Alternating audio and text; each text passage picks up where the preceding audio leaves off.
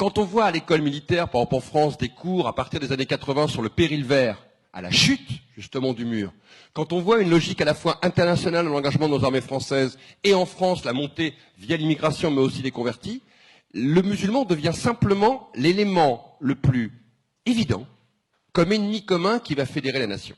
À partir du moment où vous fabriquez un ennemi commun, l'Amérique des années 50 s'est construite sur le macartisme aussi. L'ennemi qu'on désigne, c'est une manière de fédérer une nation dans un effort, dans un tout, moment de crise, dans ce que vous voulez. Mais on sait très bien que désigner un ennemi commun, c'est rendre plus fort ceux qui le désignent. Et le musulman est petit à petit devenu une figure totalement mythique, l'ennemi intérieur. Bon, avant nous, Deltombe et d'autres qui étaient déjà à la fracture collèle ont travaillé avec nous dessus. Et aujourd'hui, il occupe un espace qu'on oublie complètement l'historicité de ça. Certes, le contexte international, on a rajouté une couche. Alors nous, on a sorti notre livre juste avant les attentats de novembre, mais la logique, dans la logique intellectuelle, si vous demandez aux Français depuis combien de temps il y a des attentats en France, vous seriez sidérés dans les sondages de constater qu'ils pensent que ça ne s'est jamais arrêté. Dans le sens où ils remontent avec une historicité comme si nous étions en guerre depuis toujours.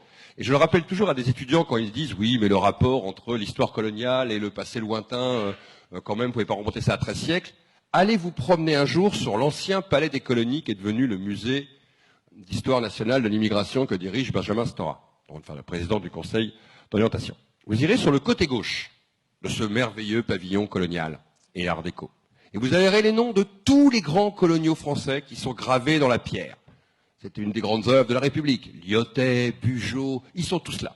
Mais le premier des coloniales, le tout premier, celui qui montre la voie à suivre, 1099, Godefroy de Bouillon. D'accord ? L'empire colonial français commence avec Godefroy de Bouillon et la croisade. Et si vous ne comprenez pas ça, vous ne comprenez pas, et là c'est ma dimension historique que j'apporte à la tienne, c'est que cette histoire, elle n'a pas 30 ans d'histoire. Là on parle de 10 siècles qui nous contemplent.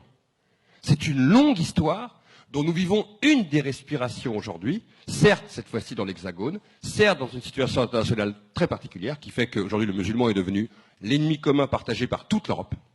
Je pense qu'il y a très peu de pays européens où cette stigmatisation n'est pas dominante aujourd'hui. On le voit, si vous regardez dans les statistiques, à peu près en 10 ans, le musulman, en termes de guillemets, est devenu l'ennemi désigné. Il est même en train de rattraper ce qui était l'absolue horreur, qui étaient les Roms et les Gitans à une époque. C'est-à-dire qu'il est en train d'arriver sur une courbe. Et en même temps, quand vous interrogez les Français sur qu'est-ce qu'un musulman, dans 99% des cas, ils vous ne citent pas un Pakistanais.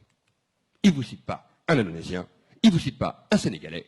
Ils vous citent même pas un Soudanais. Mais alors, ils vont vous citer 9 chances sur 10, un Algérien, un Marocain ou un Tunisien.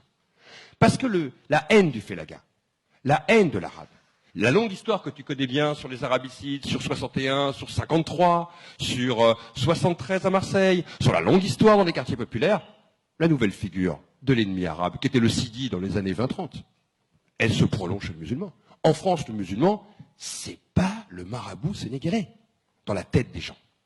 C'est cette histoire très compliquée qui prend un nouveau nom. Et si vous regardez bien, à chaque génération, on est passé de Mahométan à des histoires de Sidi et autres, et même quand dans le port de Marseille, on va jeter les Mamelouks à la défaite de Napoléon Bonaparte et qu'on va se venger sur les Mamelouks, la phrase de la presse de l'époque, on a jeté des enturbanés.